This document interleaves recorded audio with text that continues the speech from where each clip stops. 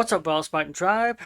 This is RoyalSpartan, back for yet another great reaction. Okay, this is what if Russia joined NATO? I can't see that happening now, to be honest. But you never know. Weirder things have happened, let's face it. Yeah. I just saw this one live on. I'm on live stream right now, so I just thought, why not? Why not just do this one? Okay. Let's jump in. Russia, NATO, two sides that are just getting along swimmingly at the moment. There have been questions as of late about how such a thing could have been prevented. Could Russia perhaps have joined NATO at some point in its history, as old Putin has suggested? Realistically, I'm gonna be honest, no. There's a bunch of different factors from both sides that just make even conceiving the idea as laughable. If you want to know at least my perspective on Russian-NATO relations, my last video is the best explanation you're going to get. I'm not gonna repeat it again. But that is depressing realism. Nobody likes that. Who likes that? Now is the time for us all to come together and be optimistic. Perhaps we could imagine an alternate timeline where two Russia has gone too far. Were not on a collision course. One where Russia and NATO came together. How would this happen? What would exactly this alternate world look like? When would they come together? What's even happening? Who? What? Oh boy, this is probably one of the more loaded questions I have pondered. What if Russia had joined NATO? What would that even entail? When would that entail? There have been multiple times throughout history that Russia has asked to join NATO, both sincerely and insincerely. All times regardless, they have been shot down. Now every side has their reasons for not joining together, and since all of you are probably going to tell me your reason for why these two don't get along, I want you to think of that reason right now. You think of it? That doesn't happen in this alternate timeline. It could be entirely illogical, it might not make sense, but we're being optimistic. No, I could be wrong about this, but I think that, I think that Putin actually changed the law in Russia, so he couldn't be voted out, right? He's pretty much in there for life, yeah? I could be wrong about that. I heard that from someone. I don't know if it's true or not. I never actually studied it. Maybe I should have. Maybe I should have looked it up.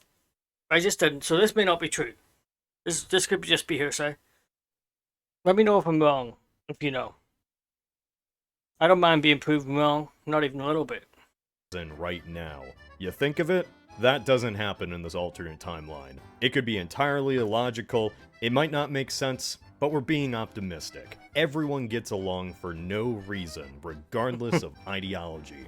Russia and NATO find a way to come together and form the same collective alliance. That isn't NATO, because Russia never would have joined NATO itself. I lied. NATO, at least as we know it, doesn't exist in any optimistic scenario. I probably just got myself demonetized.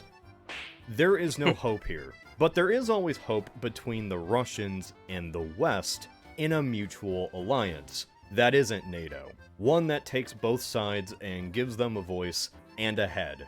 Think of it like two heads. A two-headed eagle. Okay, bad example. Better. But before even imagining a scenario where these two actually came together, a little contemporary if you ask me, we should talk about the first time this was attempted. 1953, Stalin is dead. The new regime in the USSR wished to de-Stalinize some of the more extreme elements within the nation. Let some political enemies out of the gulag here, be less militaristic there. Khrushchev and Molotov came to the West with an offer. How about we sweep aside all that animosity during the Stalin years and come together? If this whole NATO thing you just created isn't anti-Russian or anti-communist, then it shouldn't be an issue if we joined as well, right? To which the Western nations all metaphorically laughed at the awkward moment, shuffled out of the room, and slammed the door behind them. Taking this as the response they expected, the Soviets in return formed their own alliance, the Warsaw Pact, a year later. The Cold War as we know it was officially on. Yeah. Woo! So when imagining a world where the Soviets were somehow just accepted by the very alliance that was formed to oppose them, it does force us to take some liberties. We'll have to make both sides more accepting of coming Friendship, together. right? We're being optimistic here. It's not brainwashing, optimistic. Have negotiations go in a better way. More compromises are made. Basically, the West doesn't care that the Soviets are not Western and democratic, and the Soviets don't care that the West is capitalistic. All come together in this new umbrella Never alliance ever would thing. happen. First No. question. If two mortal enemies come together in a defensive alliance, what exactly are they defending against? Yeah. And don't just say China. Both clearly had different ideas about what the future of Europe should be. Both Yeah. are not going to simply let bygones be bygones. So would such an alliance even work if both sides only tried to undermine the other? No. Like, of course not. But that's the point. What if in this That's alternate exactly what would timeline, happen, though. there wasn't an iron curtain, but more like a iron patchwork? What? The future of Europe isn't split. It's pretty much a free-for-all.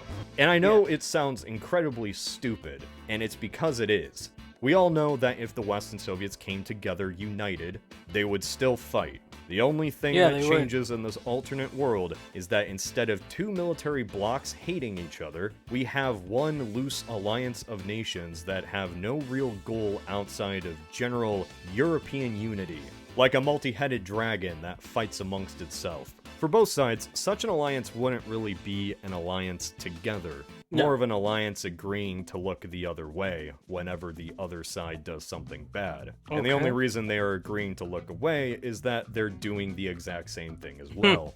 Think of this Yeah. alternate alliance as a house divided where the family is constantly fighting, trying to upstage one another, many regretting why they ever moved in or were even born. It's not a great environment, and that is pretty much what Europe becomes. Americans and Soviets looking the other way as they each try to upstage and sabotage the other in their own alliance, spheres within spheres. It's like how NATO just sort of ignored Turkey when they invaded Cyprus. Well, whoops, they're in our alliance. Guess we can't do anything. The fun part of this is militarily, due to being allied, neither Exactly what's side has a happening in red Ukraine line. right now. There is no Article 5 that is triggered. I mean, you think about it, right? Ukraine is not part of NATO. If it was, then NATO allies would be already in Ukraine fighting Russia, right? Or at least they'd be doing more to try and push Russia out. But right now, from what I can see, apart from giving aid and money and maybe weapons to Ukraine, as far as I see, the West isn't really doing much to help them. And NATO, especially, isn't doing much, I don't think. So yeah, I mean, Ukraine pretty much stands alone. Nobody else wants to get involved.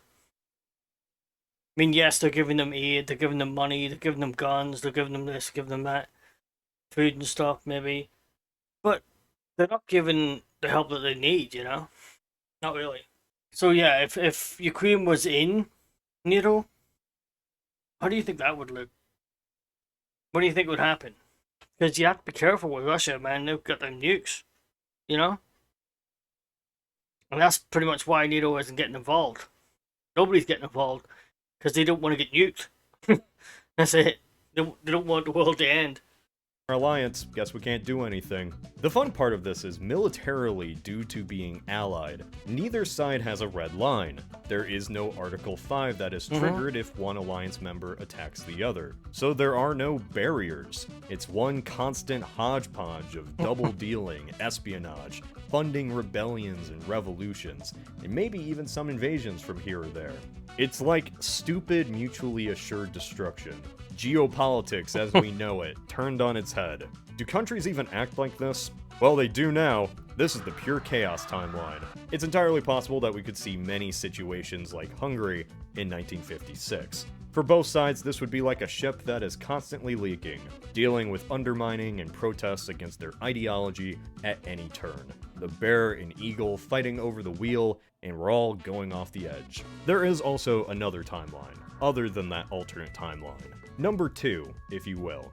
When the Soviets first asked to join NATO, they kinda did it insincerely. They proposed that the United States be relegated to a non-voting partner within the alliance, which was considered laughable by the West and seen as an attempt to just kick the US out, which it was. Yet what if the British and French for some reason just agreed? What if they decided that Europe, no matter what, should just come together regardless of ideology after the end of World War II? America loses its voting privileges, the Soviets join NATO, and it just kind of becomes an alliance for all. Of course, the US never would have stood for this. No. Realistically, had this happened, the entire experiment probably would have just been called off, and the US would have just went home and made another alliance. However, let's stick with this. America loses power within their own club because of Russia. They're pretty much just kicked out and we're stuck with a wacky situation where NATO still exists, just without the US. By the 1950s, we'd be seeing a United States that had been pretty much kicked out of Europe by its own allies, taking this as a, hey, thanks for helping out, champ, and also with that whole rebuilding thing, but we'll take it from here. I could imagine the Americans would feel a bit slighted and jaded that such a thing occurred. Ironically, the United States could fall back into an isolationist mindset after World War II, leaving Europe to their own devices. A Europe that has no American influence. Yeah, that bases wouldn't happen. in Germany or the Mediterranean. Instead, the Americans simply remain a naval power globally, but are no longer involved in Europe. The Yeah, that would Russian never happen. dream. And to the Soviets, this would just be a gold mine, a situation they didn't expect to work. Because who would expect it to work? It didn't work. I just made it up. But these alternate lucky Soviets have made their dreams come true with one dumb gamble.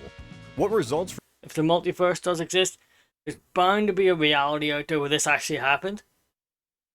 I wouldn't want to see that reality either.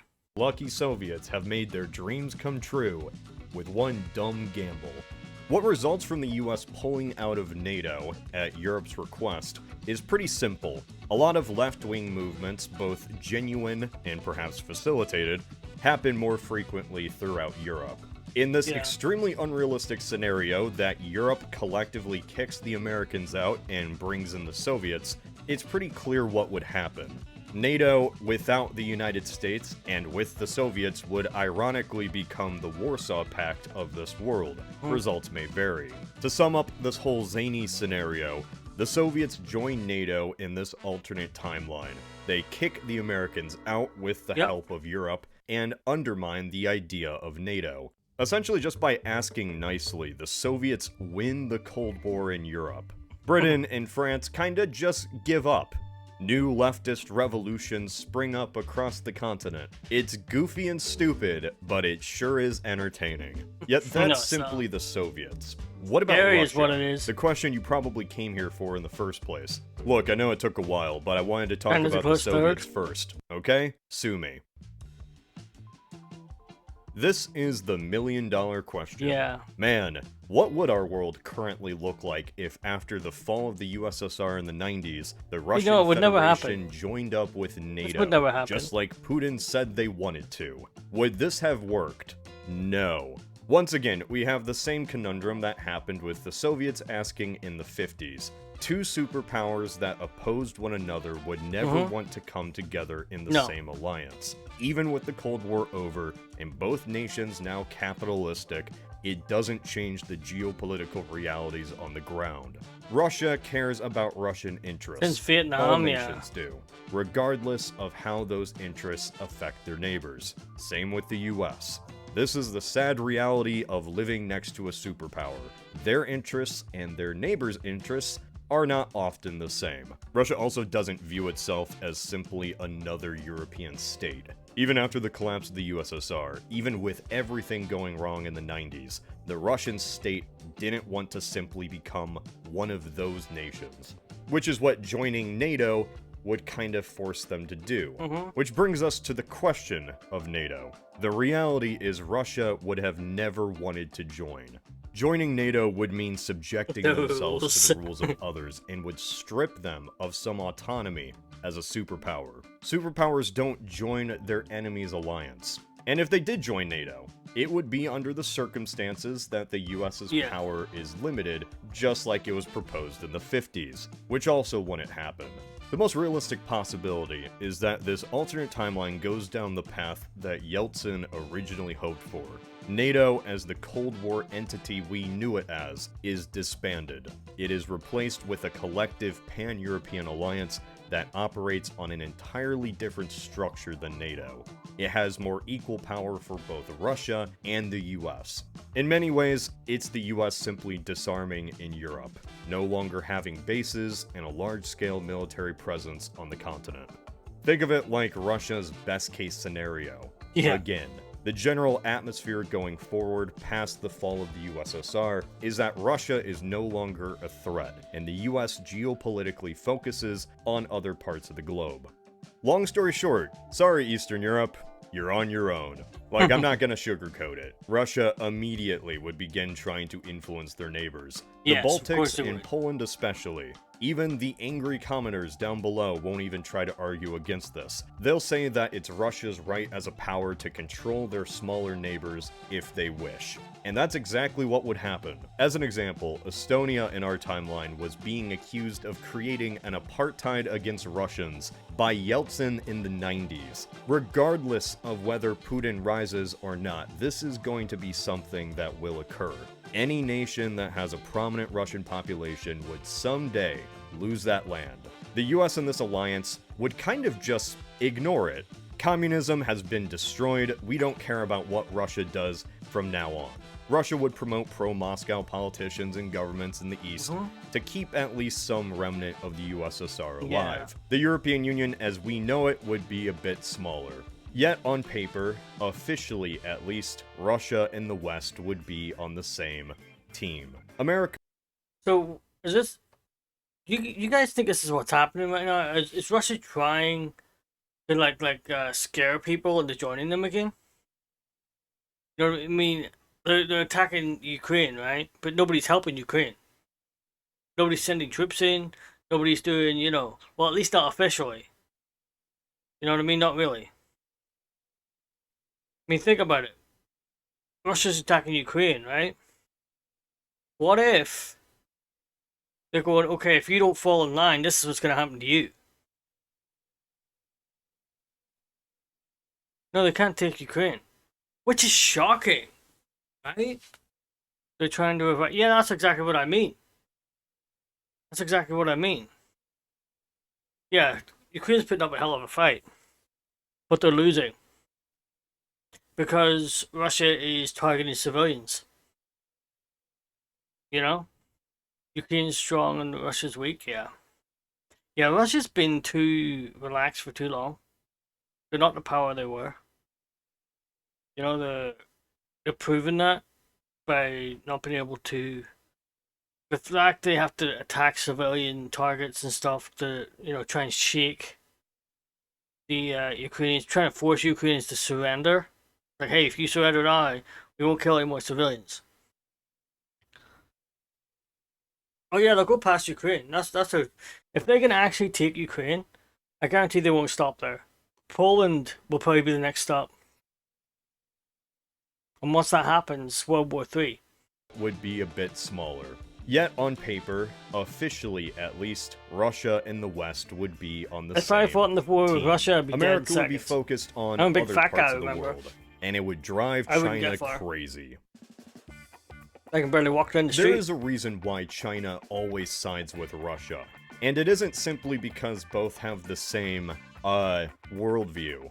Russia keeps the West busy. When these two clash with one another, it keeps the West, and most particularly the United States, from interfering with China. That is why no matter what Russia does, China will always support them. Because Russia, for China, is like a big North Korea, a buffer that keeps their real enemies at bay, even if they have to bail them out from time to time. And that's why in this alternate timeline where all of Europe comes together, it would terrify Japan isn't China. a power anymore. Instead of simply worrying about their coast, China now has to worry about the massive border with Russia to their north. While authoritarian, in our timeline, China still tries to take issues through a calm and collective manner. at least compared to Russia. And it's Yeah. because by playing all sides, they come out on top. Yet, if 2 out of the 3 global superpowers are united, then They that don't just care, makes not them really. the sole target. And their actions following the 90s would in many ways mirror the paranoia that we saw Putin go down in our timeline.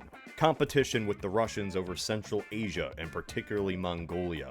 Perhaps China even tries to do something with Taiwan. And as the factory of the globe, realistically, there would be very little for the West or Russia to do anything about it. The sanctions we see against Russia today are only possible because the Russian state doesn't provide the West with anything other than cheap gas, which explains the gas Oh, prices. really? But China makes everything. If they were belligerent, and sanctions came down, sure, it would hurt their own rising economy, but sanctions would destroy the economy of the US and Europe, who rely entirely on cheap foreign products. In this Exactly. alternate timeline, we wouldn't see China invading all of their neighbors, but they would be more active against them, and the West and Russia would be powerless to do anything about it. It is a problem imagining how 2 rivals would come together. Both would wish to maintain their own autonomy without the other interfering. And when 2 superpowers are a part of the same organization, even one like the United Nations, the best result that often comes from it is inaction. Which is why Yeah. in many ways this scenario seems so general. Inaction is the scenario. The best this new alternate alliance can do is nothing. And like I said earlier, do geopolitics even work like that? In an alternate timeline where NATO didn't expand and everyone came together in this alliance originally proposed to include all of Europe, it would still be divided into spheres. Even outside of the idea of NATO, Russia prides itself on being fundamentally different from Western Europe. That's just the reality without fundamentally changing the societies and governments of both. Whether or not this is a positive outcome really depends on where you're located and where your allegiances lie. Your average Russian is probably not having the best time right now. Okay, you're saying that Russia was lucky against the Nazis? Okay, maybe. But it's not just that. Stalin, more or less, threw soldiers at the Nazis. He just didn't care. More or less, oh, you have to fight. If you're Russian, you have to fight. That's it. There's no choice. If you don't fight, your family will suffer. You will suffer. So people had no choice but to fight. So Stalin was pretty much just throwing these poor soldiers at the Nazis, just massacring them. The British did much the same with their soldiers too. Just throw them over the top of the trenches and see if anyone gets through, you know? Take a little bit of land here and there. But the Russians were more proactive. It really depends on where you're located and where your allegiances lie. Your average Russian is probably not having the best time right now. No. Everything from the outside world has been shut down or censored. The only news you can get is from the state. And YouTube itself might not even be available anymore. Wow, The really? government and state have a lot of No control YouTube? over what we can Holy see crap. on the internet. And while your average Russian, terrible. let's be honest, has probably been using a VPN for years now, you might Yeah. not. And that's why this video is sponsored by NordVPN. They're more important than Nice. ever when your IP address can limit what information you...